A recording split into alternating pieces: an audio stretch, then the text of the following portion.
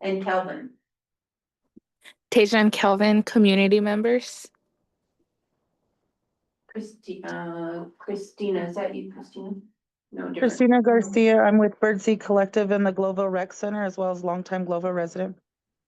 Thank you, Christina. Caroline. Hi, Caroline Acha, Globeville resident and community board member for the National Western Center Authority. Thank you, Caroline. Slavica. Slavica Park with CRL Consulting on National Western Stock Show.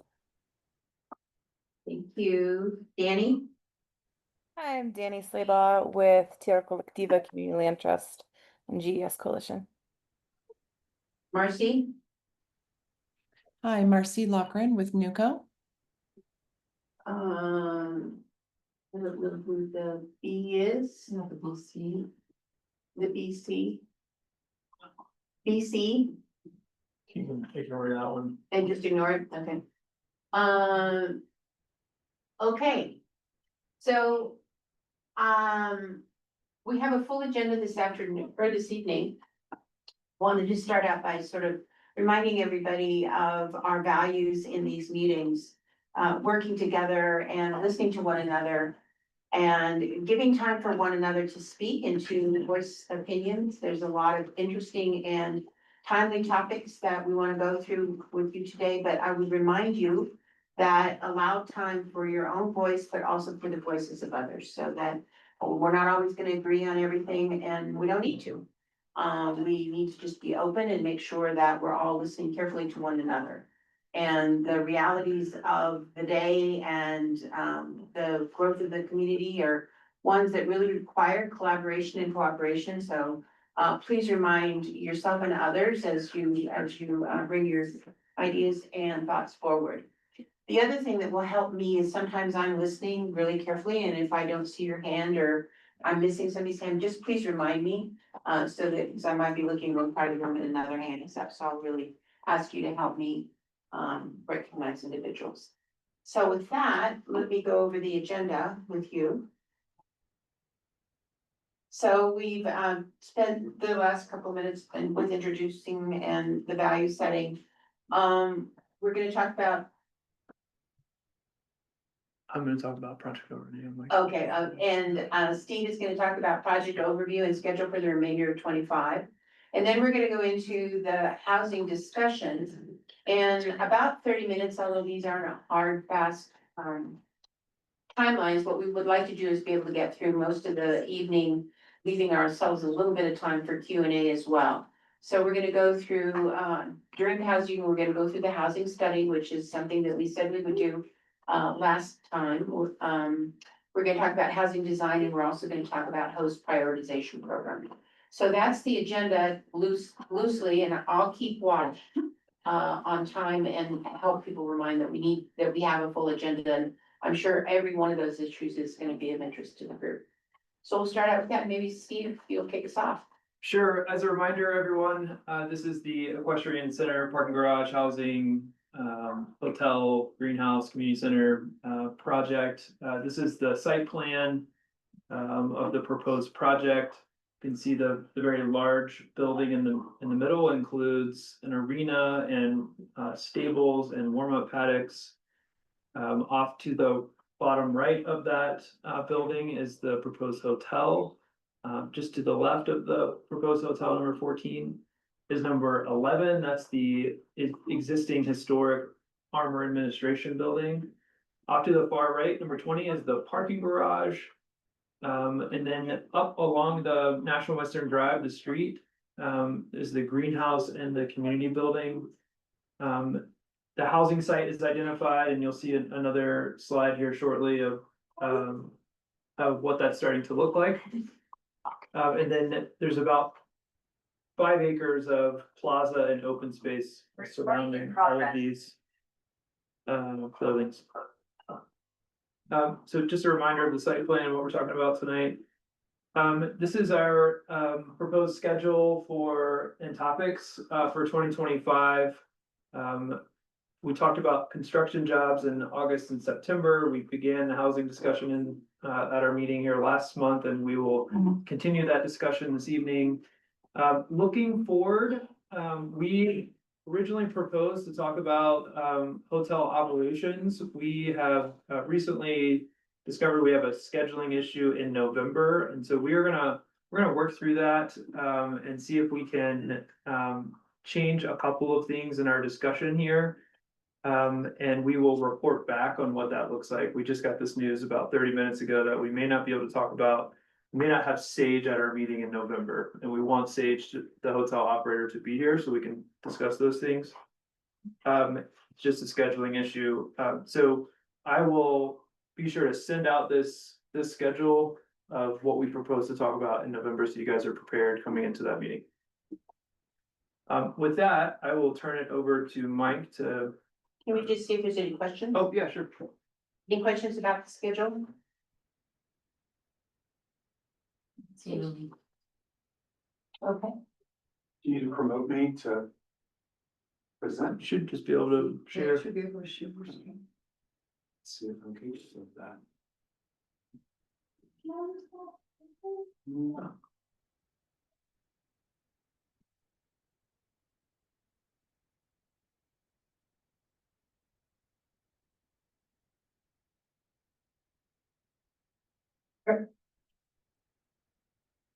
Well, it's good to be back. And to follow up on the initial discussion that we began at last month's task force meeting, ran through kind of the agenda, the three major topics that we want to cover. I do just want to recap a little bit on the project, just for context, in case some folks weren't able to join us last month. So the star shown here on the larger campus map just illustrates the location of the affordable housing component of the Equestrian Center Hotel project. It sits along National Western Drive. It fronts onto the riverfront open space. It's at one of the high points of the site, has great views toward the mountains as well as downtown.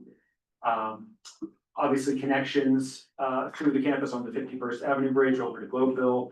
The soon to start construction pedestrian bridge across the rail connecting to the RTD N line.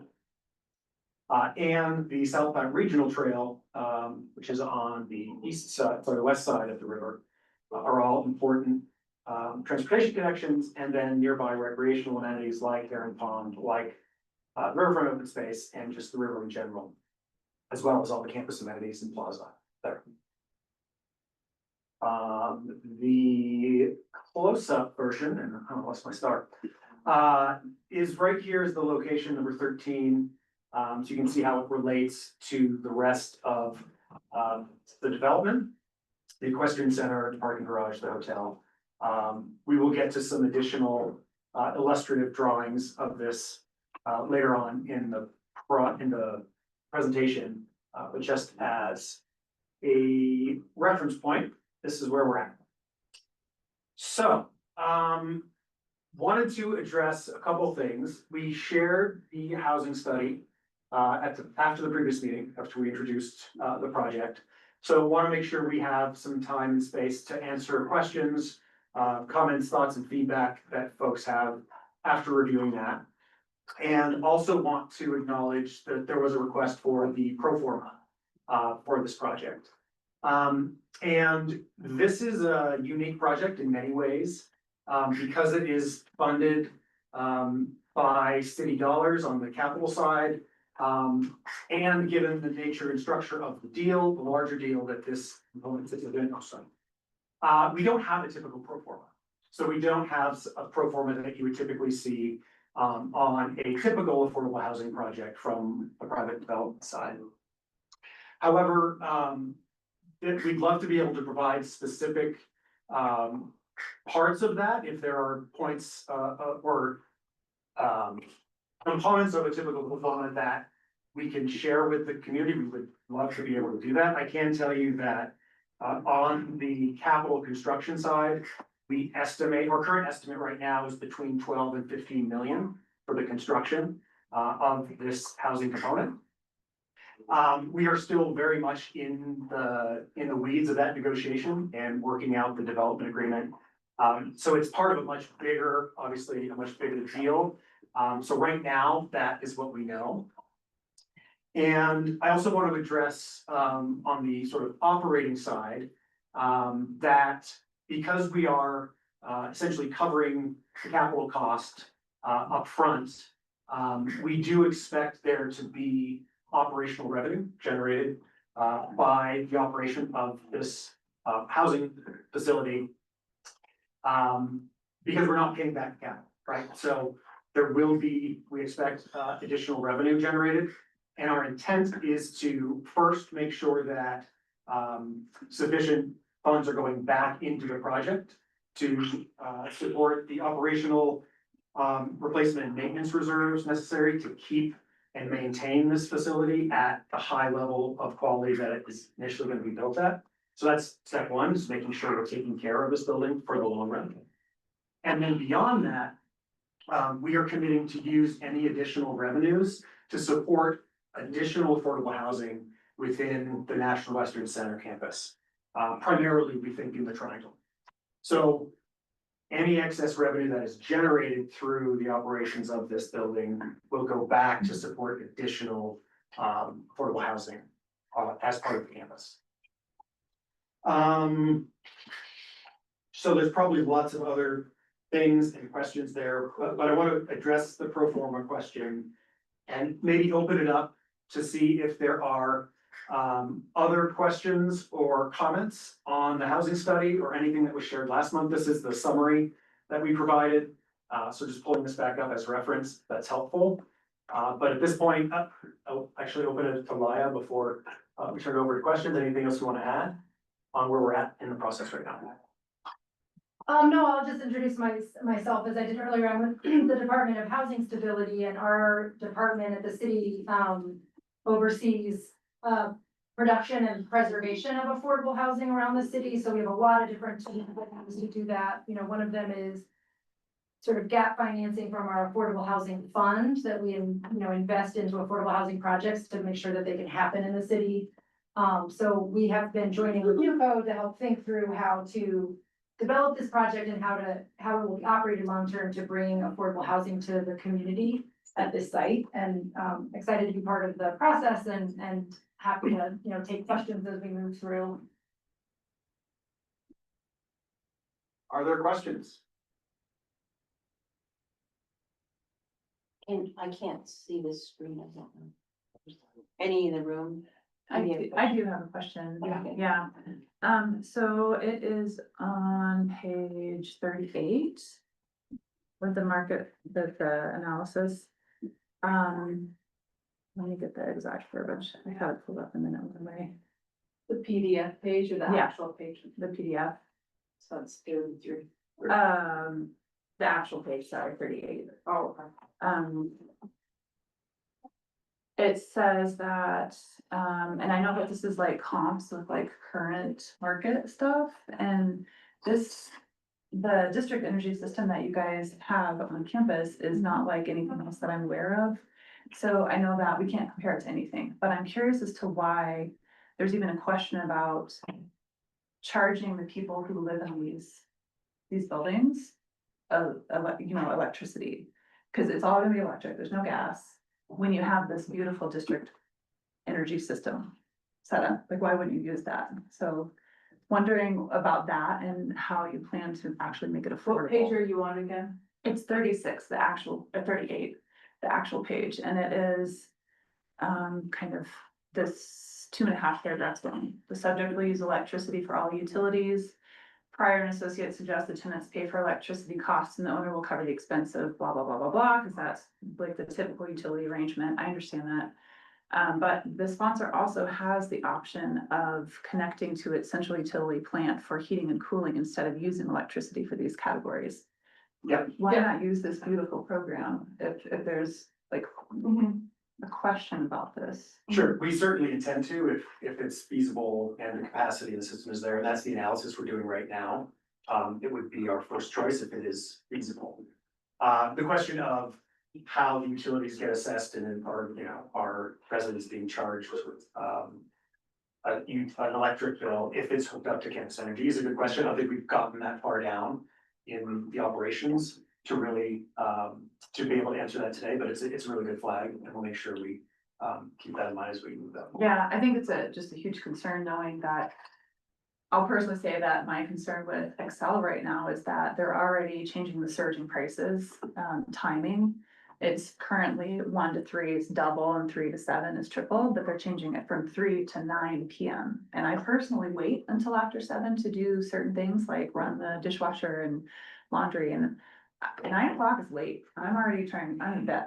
Like, I'm not even switching laundry over and stuff. So if there's an option for people to actually, who need affordable housing, and this is already targeting people who are making $80,000 to $100,000, that's not really affordable already.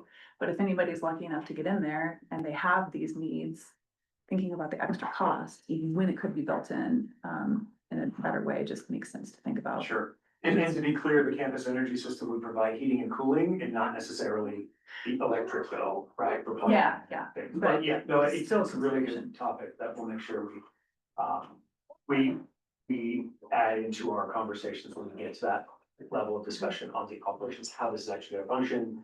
We need to get an operator on board. And so a lot of these conversations will not be resolved in the near term. We anticipate getting an operator probably 12 months from now. So a lot of the questions about, AMIs and rents and things that are truly operational based will not be resolved probably until that point. So we will keep this group obviously up to date and apprised of that process, and when we are at that point, we'll be coming back for additional input and feedback. That's good. I think it's just concerning because I think something that we consider a lot in the neighborhood as residents is that there's a lot of stuff like this that happens that it's just not considered. Like, I wonder how many things in this are overlooked because it's not like a normal comp or something. So it's just not even gonna be considered until it's too late. And that's not really providing the community benefits that we're really in need of. Karen? Question on the AMI percentage. So I haven't seen in the neighborhoods 100% AMI. I think the highest I've seen has been 80, and now we're looking at. And 80 is not affordable, and I really wish that we would quit calling this affordable housing. We're gonna add, when we add additional affordable housing, you haven't gotten to affordable housing yet. So there's not any additional being added. So now we've set the bar even higher away from what can be afforded. Probably not just by those of us that live in the closest neighborhoods, but probably by a good number of people that live in the Denver area cannot afford 80 to 100% AMI. At a time when even Vinya is saying that they are having a hard time renting their 80% AMI at the cost to rent it. So if I remember correctly, this wasn't affordable housing with the Equestrian Center and that affordable housing didn't go into that. My memory is that the first, when it was first coming out, we didn't talk about affordable housing there. Correct. It was part of Okay. the initial So part. what I don't understand is, since it's not gonna be affordable housing, it's going to be housing, but it's not gonna be affordable housing, and if it's rented, but we don't know because there's a glut in Denver of that level of AMI. Why would we add additional taxpayer money to the original plan? So I guess my question is, if we're gonna make it affordable, can we make it affordable? One, and two, can we also, I just don't understand the balancing out of, okay, we're gonna add something that's not affordable and we're gonna increase the cost of this project. That's my question.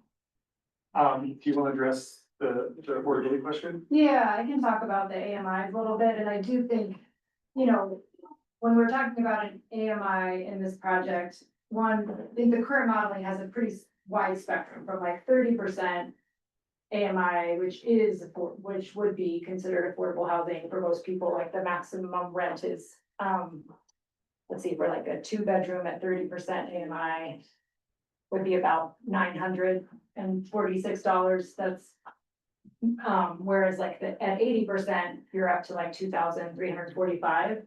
Now that's a maximum amount that's allowable to be charged to a person who has that 80% income level. The National Western Center, NUCO has talked about making those upper AMIs like lower than that rent so that they are affordable to the community. So there's like when you talk about the area median income, that's the maximum amount that a household can make. It doesn't necessarily mean it, and then that sets a maximum rent amount that they'd be allowed to charge. But the idea would be that it would actually be rented below that, so it is affordable to the community. So, and then I would say, so there's a spectrum of rents there that would be offered. The plan, I think the operating model would be to offer at least like a portion of them at much more deeply affordable, and then have kind of a range up to like the moderate, which would be like the 80% AMI, the moderate rents.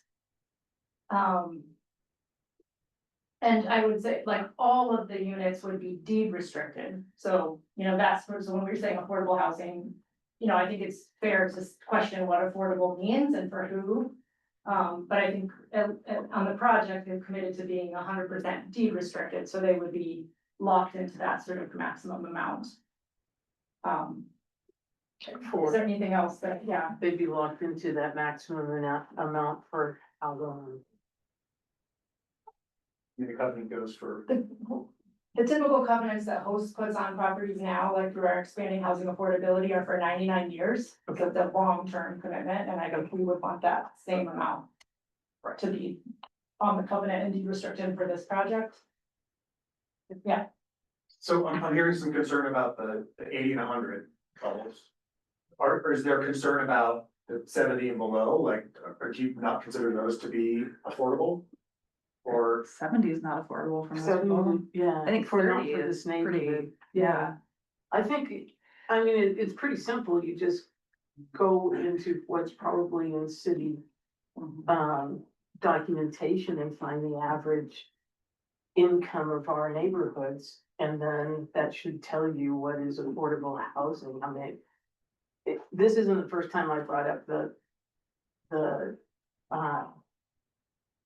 question of why we call it affordable. I brought it up before and said, stated it takes three families in our neighborhood And there's a lot of single parents. to afford the AMI that was built in Venya. And that was supposed to be good for us.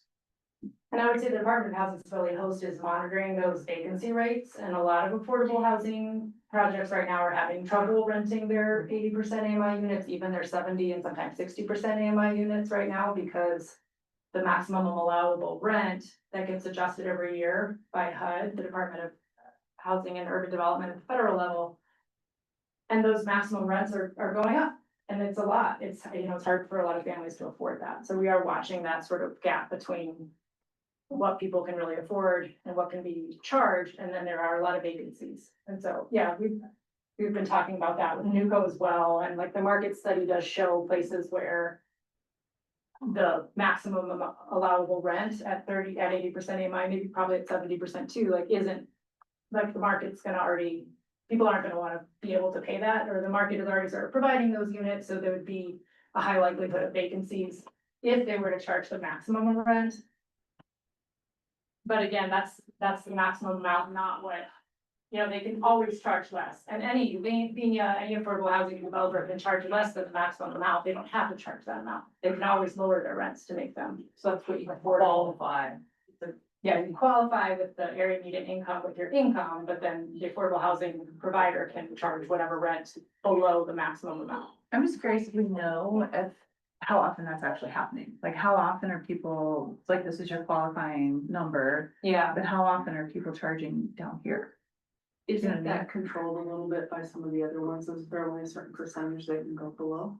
They can charge anything below they want to, it's just their operating model might not allow them to, but then a vacant unit doesn't get you any rent. So I'll try to circle back with some data from our asset management and compliance team, because they are really monitoring those vacant units right now. Vacant units aren't good for anybody. We don't want the affordable housing, providers to have that lost revenue, and we don't want those units not being actually lived in by their family, or, right? So, Can I ask kind of a follow-up question that ties into both of these last questions? Yeah. There's a recent Excel video that says that the campus provides low-income communities with access to affordable energy, but how do they do that? Yeah, so that's the solar garden, through Kaiser. And I don't actually know the details of how that works. I don't know if you have a better sense of that, Steve. I wish I did. I wish I was better prepared, but we do have community solar on 2 of our buildings, and we would hope to, if we have the opportunity, to expand solar onto especially our bigger roofs that are coming online. The Livestock Center has a really big roof. You've probably noticed it. Stockyards Event Center has community solar, and Maintenance and Operations Building has community solar. And the idea behind it is that the communities surrounding the campus have a discounted electricity bill because of our contribution to the grid. Okay, And so there's- it's and like a there's rates community down. collective, not like you qualify and then you get a discounted rate. So full transparency, all of the energy that's collected on campus goes back to the Excel grid, and it's dispersed among all. 216. It's not just 80216, it's all communities that I think Dido has identified as underserved communities in Denver. Okay. So it's not just 80216, it's. And we, broader. and we are one provider of community solar, but there are other providers. I think the airport is part of that program as well, and other public assets. Yeah, Yeah. centers and libraries. Yep. I'm gonna turn up to this Zoom. We have Danny there who wants to ask a question. Yeah, hi. Thanks for sharing some more details about this. I remember at the last meeting about the housing. And I had to step out for a second, so apologies if this has already been covered. There was a request for the pro forma for the housing, to understand kind of what the operational budget looks like. And I mean, based on what I've heard, it sounds like this is going to be fully funded through 2C dollars, which would mean that really any income from rents just needs to cover maintenance and operations and long-term capital expenses, which should be doable without having to get into rents where we're seeing the most vacancies, right? 70% is market rate right now in the city. And this is looking at the majority of that housing being above market rate, which would mean that it may face some challenges to getting leased up. So I'm curious if that has been shared or if that's still in the works. And I guess the point of that is also just trying to understand what is the profit model and where is the money flowing when it comes in from rents, and what are the anticipated operation costs of this building? Sure, yeah, I think I addressed some of these, and maybe it's when you stepped out.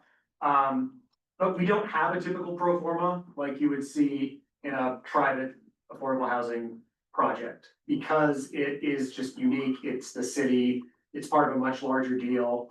And so, but to answer the specific questions on the operational side, we are starting to put together our operational model, and these are part of these discussions. The ultimate kind of ironing out of the details of that operational model won't really be done until we have an operator on board, which is likely to be 12 months or more in the future.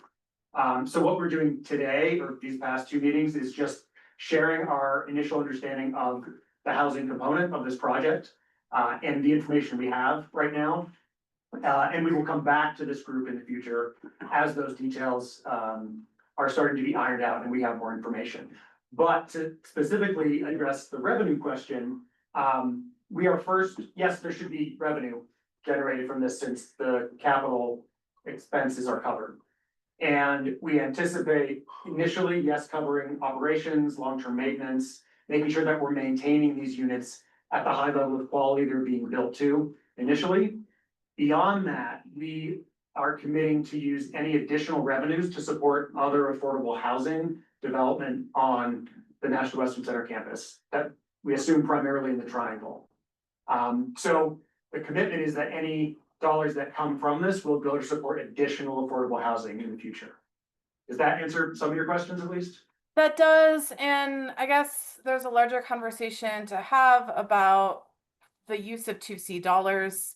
It was my assumption, because I had heard 2C was applicable to everything on the National Western campus, that those 2C dollars would be applicable to community benefits in a similar way to the way that those 2C dollars are coming into this city-owned, profit generating project. So I guess I'm just a little concerned about being clear about sort of what the intention there is and sort of the structure of financing across all of these different aspects of the project. But more to talk about later, perhaps. Thank you, Danny. Caroline? Hi, I'm just wondering, can I get a dollar amount that corresponds to each of these percentages on the chart, or is there another place I can look that up? Those are AMI percentages. Yes, these are the AMI, which I'm sure we've got a table that we could share Yeah, that puts a range to these. yeah, I can get a link to somebody to put in the chat. It'll just take me a minute. I have one send it. Yeah, or we can send it out afterwards. Yeah, that would be great. The percentages are great for one aspect, but it also, I don't know what that percentage translates to in the amount of money someone would be spending right off the top of my head. So maybe if we could include that in future charts, or if I'm the only one who cares about it, that's fine too. But yeah, if someone could send that link, that would be great too. No, that's a hugely important question, and it is really like the difference between the AMI, which is what the percentages are, and that's your household's income, so it also depends on the size of a family. And then the sort of maximum rent. And yeah, it looks like Danny is sharing what they had provided last month, which had both the sort of the regional sort of area median income, which is what we have to use. That's the HUD designated area median income. And then also I think there was some information in there about sort of the neighborhood specific income levels to compare. Okay. Yeah, and if you have any follow-up questions as you look at that, let me know, or you all, I can put my email in the chat too, if anyone ever wants to follow up with host directly, if you have follow-up questions afterwards. There was also. So real quick, I'm looking at this chart, I just pulled it open, and so I would need to take the amount and then like do a percentage calculation to get what it would be like the monthly rent. No, it's Looking at the chart wrong. I just want to make sure I understand the data. Yeah, no, it's an important question. So there's the income that you need to qualify at the different AMIs, and then there's a maximum rent that can be charged based on the bedroom count. And that may or may not be in that sheet.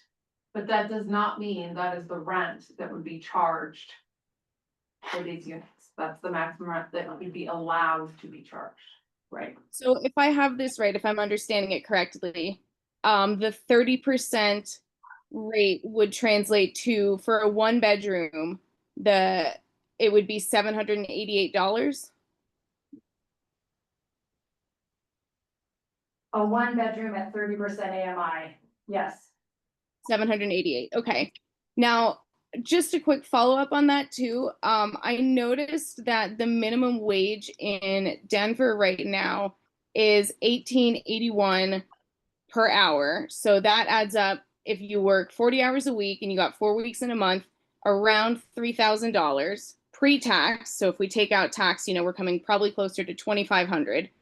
And it's recommended that people spend no more than, around 30% of their income on rent, which would be, if we're, going after taking out some of that tax, that's around $833.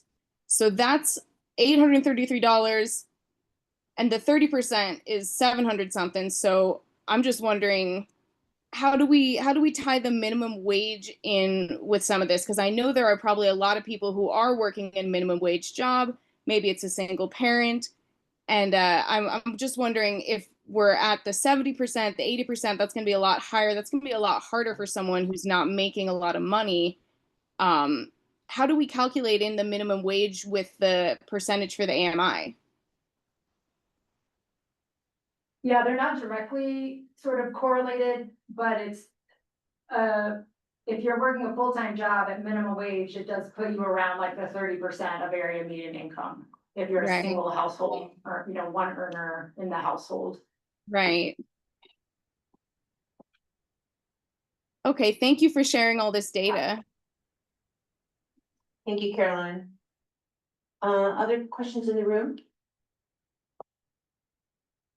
Were there any other hands up, Jenna? No, I don't see any others.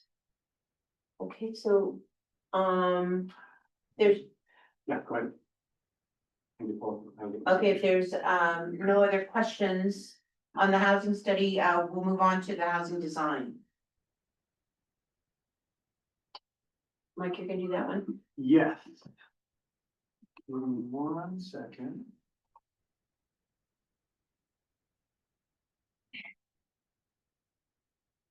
Actually, Steve is gonna do this, but I'll pull up the slides. Or we're gonna.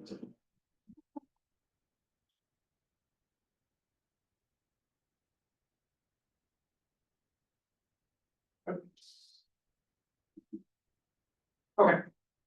So. They don't have your star, it was back. There we go. I was on the road. I was on a roll, sorry. Big star. Handing it over to Steve. Let's walk through some of the design. Okay, so just a reminder of the location of the housing. There's a big star on it. And we have this view, we have completely turned the map upside down. So in the previous, if you go back to the previous slide, above the star is the river, right? And National Western Drive. The river's right across the street from National Western Drive. And you go to the next slide. National Western Drive is at the bottom of the slide, and National Western Drive is across, sorry, the river is across National Western Drive. So just to help everyone with the orientation, we flipped it upside down. This is indicating the first floor. Can you blow it up just a little bit? So if we go from left to right, you're seeing mostly parking on the first floor. Right in the middle is the primary resident entry. There would be a fitness room, some utility rooms, there's a leasing office, elevator, stair, and then you would have access into the parking itself. Vehicular access into the parking is proposed to come from the alley between CSU Vita and the housing. So if you zoom out, there is an existing curb cut along National Western Drive, where CSU currently takes access for its loading. There's also, that's where the access exists today for a big surface parking lot that will be replaced by this building. So cars will enter into that alley and turn, drive through this area indicated in the red line, into that parking garage. Next slide. Whoa, I cannot zoom, I apologize. That's pretty good. This is the second floor. So I'll explain the colors. The very light blue, it's almost a gray, very light gray, right in the middle of the building. That's a 1-bedroom. The dark blue is a 3-bedroom. And then the 2 bedrooms are that kind of in between those colors. So you can see there's diversity of unit type on this floor. There's also an amenity space and an outdoor amenity deck that goes out on top of the parking garage level. So again, we're up on the second floor here. And that's it for the second floor. the next level. Oh, I'm sorry, we took it down to just this one. We'll Okay. talk about the units. Okay, so the levels 3 through 6, this is a 6-story building. First floor is parking garage, and then there are 5 levels of housing above it.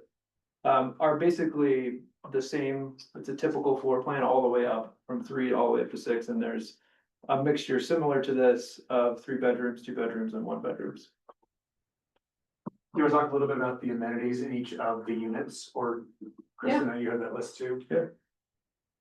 Yeah, each of them have a washer and dryer in units. I believe the sizes, I don't know if I'm gonna get the percentage right, but are at least 10 to 15% larger than the average income restricted housing units. One of the requirements that we are working on is making sure that each of the units have windows or spacing that really can see either take advantage of the riverfront or mountain views. There's really good viewpoints here, so they're really trying to make sure and get those viewpoints. It's kind of hard to tell from here, but that is a requirement that each one of them would have a viewpoint towards the mountains. I'm trying to think of what other. I just add to that point, so you see at the very top of the drawing, that is where the housing will meet the Equestrian Center building. And so we've made sure that we put the corridor, the hallway along that, and all the units have windows facing towards the riverfront. Just Yep, nope. to explain that a little more. In storage, in unit storage, and then in the first floor with the parking, we also had protected bike parking, so it wasn't just bike outside parking, but Okay. protected bike parking was important. Yeah, And all the units, there will be washer and dryer in each unit yep, throughout the whole building. yep. Yep, we heard that was I think host, you said that was a pretty big item to make sure each unit had a washer and dryer, so yep, they have washer and dryer. Trying to remember what else, that says amenity, but that's a common space for anyone to have the grills or whatever, so those 2 big white spaces, would have that. I think this also has a outdoor area too at the bottom, it's probably pretty small, but. Frontage along National Western. Drive. Yeah. Yeah. Yep,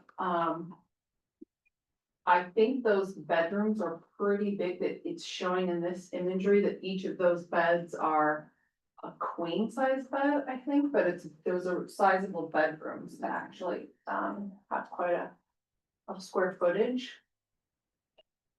And I'm not remembering the other amenities, but those were kind of the main features, I think. I think you had upgraded, Vinyl flooring and the wood countertops. plank flooring and countertops, thank you for remembering, yes. Okay, and then from the exterior perspective, Steve, you want to walk us through? Yeah, sure.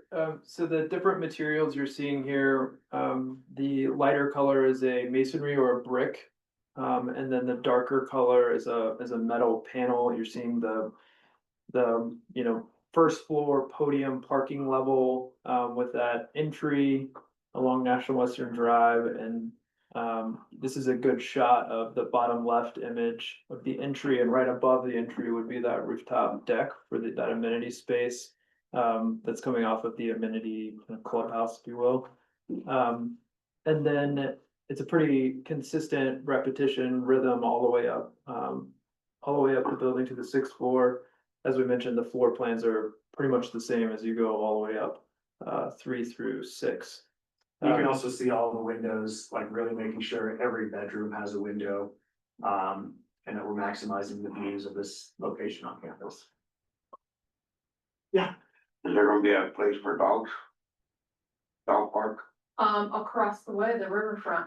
I know people have, a lot of people come with pets all the Yeah. time. Yep. Yep. There's some smaller areas, it's hard to see, but like, Elite area. yep, and directly adjacent to the sidewalk, there is some exterior space around the entrance. But I think the primary area will be the riverfront. Yeah. Across Yeah, the- there is a crosswalk. If you zoom out a little bit, Or a lot of it. It's yeah, it's right here. It's to the right a little more, but there is a crosswalk for folks to walk from housing from this location right to the riverfront. But is there gonna be any fenced-in area for dogs? That we could see if that's workable. That's currently not proposed. But you're saying that's something that is. Something we don't have. We can take a look at it for sure. Would you mean exclusively for residents or something more like a community dog park? I think community would be Yeah. nice. Yeah. Yeah, we're recently putting in, bags and, trash throughout the riverfront for people walking their dogs through the riverfront. It is being Oh, maintained. It is. Cool. Yes. So I believe the next one is, I believe we only left the one okay, because it was a variation. all right. So I think where we're at with the exterior, these materials are just still early on, looking at just making sure there's some variation. But I think we're still pretty early on in those decisions. Well, one thing I wanted to point out that, you're starting to see in this image on the ground floor, there's the possibility for art on the ground floor. So you can, that is a podium that I described as a concrete, or masonry ground floor that's kind of between the parking, which is a great canvas for art. As you can see, it's hard to tell in this, sort of, they're kind of small, but those are murals, to just try to activate the space to make it look a little more inviting. Any thoughts on art in the building? Have you guys figured out who you're gonna commission for that? That'd be a fun thing for somebody within the neighborhood to consider. This is part of the 1% for the art, so the building. The overall project has a 1% requirement, through Denver Arts and Venues. But dictating where they put their art that is a program that Denver Arts and Venues runs. And goes through a selection process, and so. I think if art is important on this building, which I'm curious to hear your thoughts on that, then it's something that we could explore outside of the Arts and Venues process.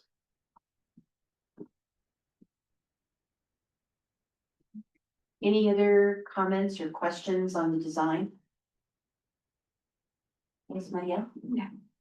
En los apartamentos van a aceptar animales, o sea, van a permitir que vivan animales. Perdón, Que si en los apartamentos van a permitir que vivan, o sea, tengan animales. Is it gonna be possible for people to have pets in the apartments? I think that's a very detailed question. I think it depends. You should be answering this question. It's a housing policy for your building. The operator. I mean, does host have a typical approach to that? Yeah, I mean, for animals that are, like support animals, there's a legal requirement to allow those animals on site, and a lot of affordable housing has that. Animals that would be considered pets, you know, there can be, that's a policy decision, an operating policy decision. I think pets are part of families and they're important, so I think maybe building that in would be my recommendation, but. Entendió todo? Sí, okay. Angela, I see your hand up. Yes, thank you, Catherine. I'm going back to the arts and venues and the mural on the inside of the building. One thing I would like to put in is that since that building, that housing is in the Elyria neighborhood, if there could be something that says you're honoring the Elyria neighborhood, I think that still needs to be acknowledged, that the National Western is in the Elyria neighborhood. I think that would be something to honor the neighborhood itself and the people who were displaced and who continue to live there. Thank you. Thank you, Angela. I think Caroline, you had the same comment in the chat, similar comment.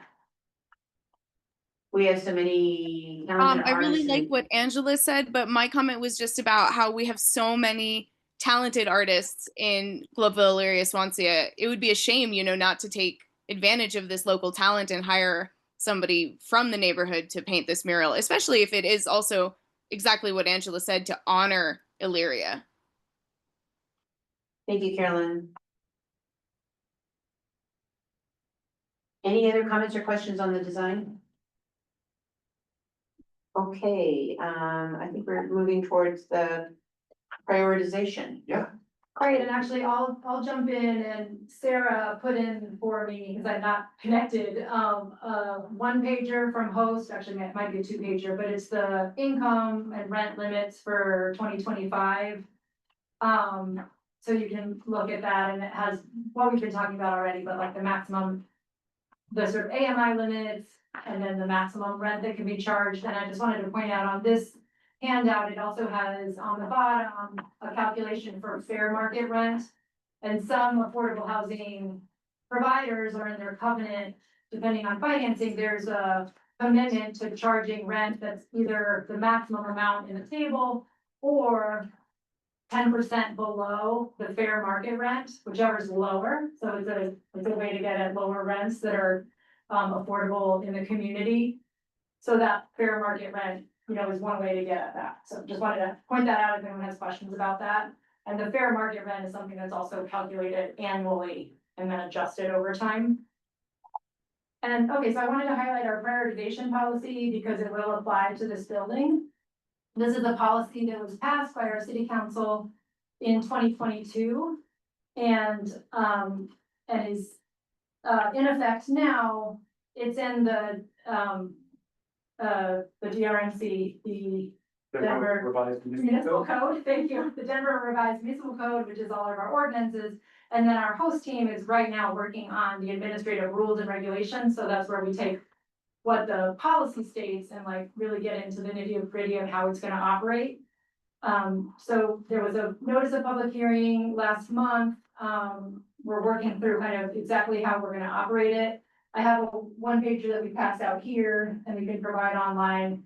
But the prioritization policy applies to any kind of multifamily or kind of residential development in Denver that's either over 100 units or that's located in a neighborhood that's vulnerable to displacement.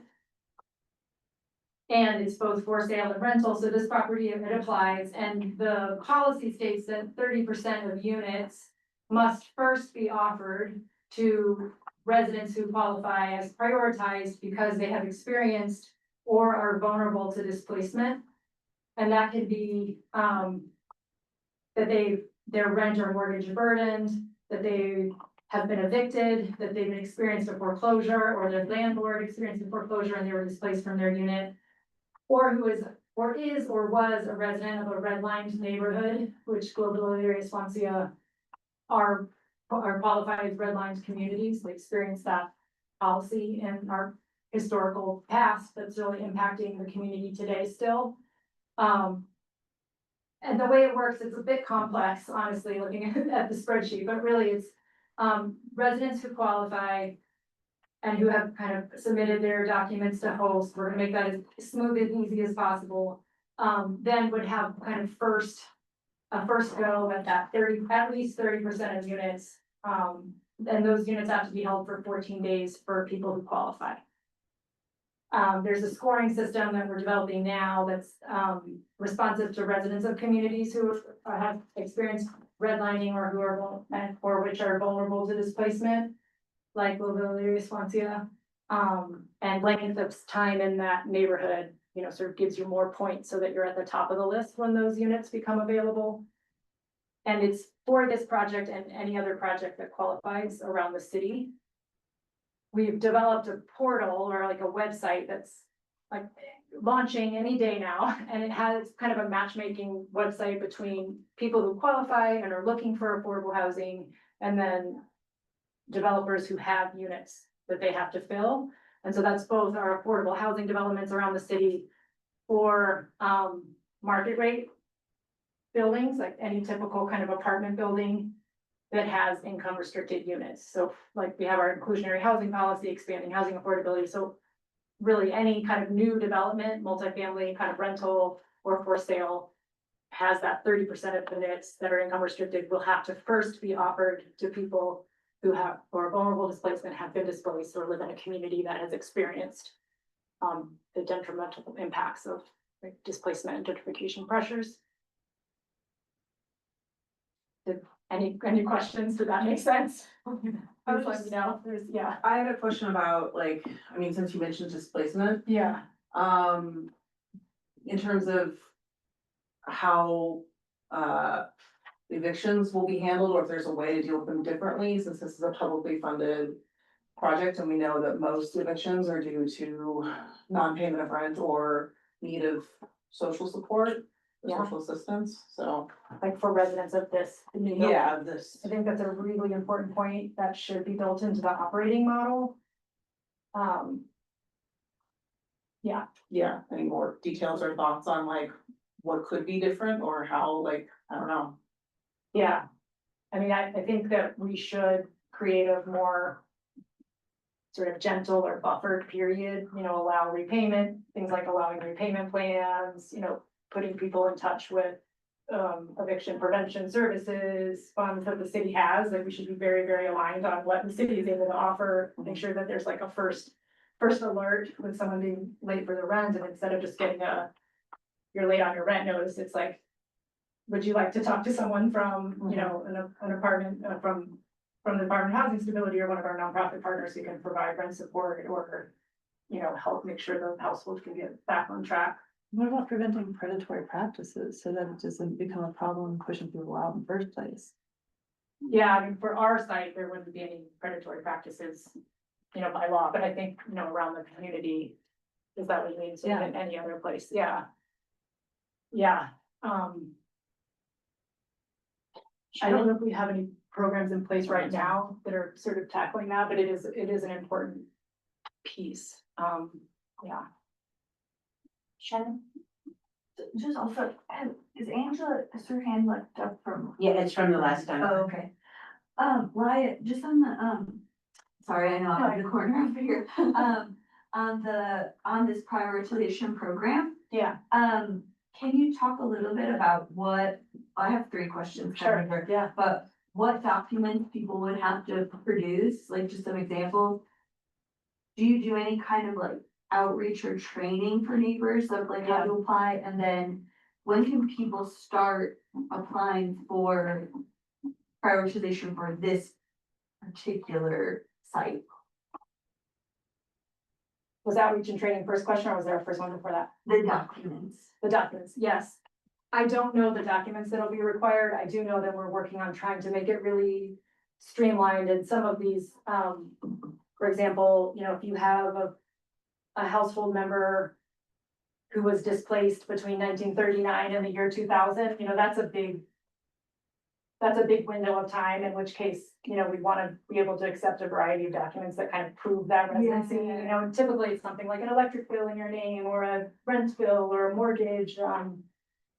And I think as we develop that, we can seek feedback. And I think especially once we start operating the program, if it at all feels burdensome, you know, we'd like to hear that so we can make sure it's streamlined, because we really do want people to participate in this. And we want these units to go to people, you know, we don't want people just holding them for 14 days and then opening it up. We really want to get people who qualify into the units.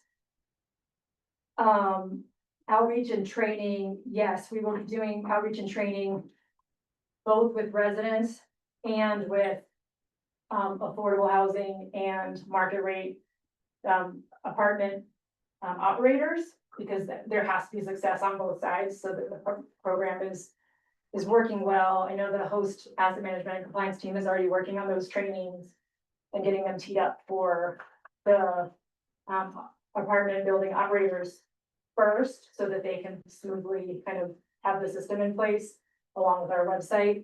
And then we'll start getting residents into the portal, you know, and doing them sort of matching. But we want to make sure there's a robust amount of units kind of there, so that when people apply, they can actually get matched with a unit. I guess, yeah. just what I meant was like, yeah, like when I'm thinking, but in my brain, when I envision is like, a session at Valdez Perry Library. Yes. People learn how to use the portal, you Yes, know? yes, Okay. we will absolutely be doing that. It's in the plan, it's in the budget. They just haven't quite gotten scheduled yet because we're still like not quite there, but it'll be coming soon. And we'll make sure that they happen in this community. And as far as getting on the list for this building, residents can get on the list regardless of whether or not they want a specific building, so you can always kind of get your documents in and get pre-approved. And then this building would come online when it's close to actual kind of the marketing of the units, which is, you know, I think several years out. And then, yeah. Other questions or comments? Anything in Zoom, Jenna? No hands up. Okay. Any other just general questions or comments? We've gone through the housing study, housing design, and the prioritization. Any comments, last comments or questions you might have? Can you hear me? Can you hear me? This is Ann Elizabeth. Can you hear me? Yes, I can hear you. Sorry, I can't find the hand on my laptop here. I just wanted to put a little bit of forward-looking framework on the art selection to highlight what Caroline and Angela were saying. And my question is this just for general knowledge, is this an Art in Public Places 1% Denver Capital Build budget for the art that is going to go into this part of the project? Is there somebody there that, pardon me? Yeah, the overall project is required to participate in the 1%. Okay, so I don't know if everybody understands how that process is set up, because it's my understanding, correct me if I'm wrong, that a request for proposal will go out for applications from artists, and there will be panels if it's Art in Public Places. And the panels will involve, in the tradition of what's gone on before with selecting art, the panels can involve volunteers from within the neighborhoods, possibly with stipends, and that the request for proposals, as I understand it, can include feedback like that which was put on by Caroline Acha and Angela Garcia about local history being part of the theme, emphasizing bringing in local artists.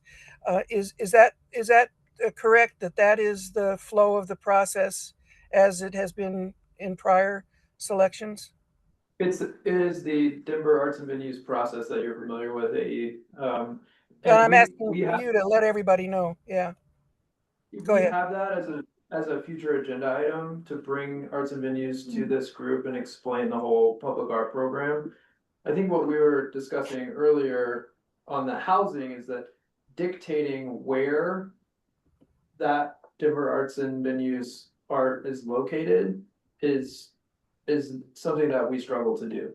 So if it is critical that there is art on the housing and it is from community members that are doing that art, we need to hear that so that we can separate that from the larger process. Yeah, it sounds like you're saying that would be like above and beyond the 1% for the arts, potentially, like the housing could have. And then it would be a process designed, you know, for community, for instance. So you're saying there's additional funding available for art above and beyond the 1%? Am I misinterpreting, or is that what you're saying? I think I would rather hear is it important to the community, and if it is, then we will figure out a way to do it. Is it important to the community to have more art than the 1% allows? Is that what you're saying? On the housing, on the ground floor. Yeah, that's what I was discussing earlier. Aiden, you may not have had audio at the time. So no, I heard it. I just was asking for the lineage of the funding to be visible. It's not at all a contentious thing, Steve. And the 1% is a devotion of the capital project. And I'm just asking if I recognize that the design and the content and the location are very important to talk about at this stage. I just wanted it to be clear to everyone what the structures of the process are well in advance so people can understand the components. So so you're saying that the art on the building that you were talking about does not have to go through the public art process, or are you saying it does and there may be more funds? I just want to be real clear about it. I'm saying that the 1% applies and there will be a process for arts and venues to go through what you described earlier, RFPs and a selection of artists or one artist or several artists for art as part of the project. Separately, I am asking, is it critical to have art on the housing? And if it is, then we need to know that because we could carve that out from separate from the 1%. And additional to the 1%? In addition to the 1%. Okay, and good. do a separate commissioning process that is very community focused outside of the arts and venues. Steve, what would be the best way for community to let you know how they feel about art on that particular building? You've heard 3 or 4 people already. Is there anybody else who wants to sort of join in, or do you want us to take a poll? What would be most helpful for you? I mean, I think I've heard it's important. I just wanted to clarify. Okay. There's a difference between that art and the arts and venues art. Is there anybody here who disagrees? And Catherine, just to put a closing point, that is why I asked the question specifically, so everybody would understand. And I just put the link to the arts and venues and the link there for folks to look at to get familiar with how the 1% is used. And this can be a structured process. I'm sure at the appropriate time, the formal input process will be designed coming out of the National Western Authority office to collect the feedback. And Steve is certainly receptive to receiving the suggestions, and it's a ways down the road, but it's really, I'm glad to hear. It's exciting that there's possibly some additional funds available beyond the 1% that could be done more directly discussed within the neighborhoods themselves. So I appreciate that. Thank you. Thanks for Thank clarifying. I just want to be sure, is there anybody who disagrees in the feedback that several people have expressed about the art? We sort of seem generally consensus about that, so Steve, just so you'll know. Okay. Shannon? I love the idea, but I'm just curious, if, to AE's point, if there are additional funds beyond the 1% for art on the housing, is the funding source just, it remains the choosy funds that have been approved for this, or is there additional? I don't sources for that? I don't know what the additional funds would be. I think if it's important to have art on that building, that is not a big expense, and we should go through a process and commission some art for that building. Okay. Yeah, that's what I was seeking. It's not that we have this pot of money and we're trying to figure out how to spend it. It's what's important to the community on that building. I will say that I do think financial transparency is important to the community, so knowing the funding sources of those places would be good to know. Good, yeah, understood. And I completely agree with what Angela mentioned about it. It would be a really great idea to consider using the history of like all of that could create some additional healing and awareness of how we got to where we are today in that art piece. Recognizing it's Illyria. Been trying to make that point for a long time. Any other comments or questions? A shorter evening. If hearing none, I guess our task force meeting is over, and maybe Steve or Mike, you want to talk about the next meeting, at least the date? So I will send out an email on the topic. I really want to be able to talk with Sage about hotel operations. It's something that we've had on the schedule. That particular date, our next meeting, November 12th, I believe. Sage is not available. And so we are also changing our CAC date because of the holiday, the Thanksgiving holiday. And so let us send an email out to this group with some clarity on the topic and the date for our next task force meeting. December should be back to our regular, second Wednesday. And we'll continue the conversation. Okay. All right, thank you, everybody. Please take pizza. There's lots of boxes of pizza and cookies. Good to see all of you. Thank you for being here too.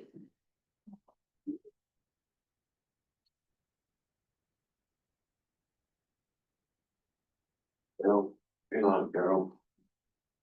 Hold on, Carol.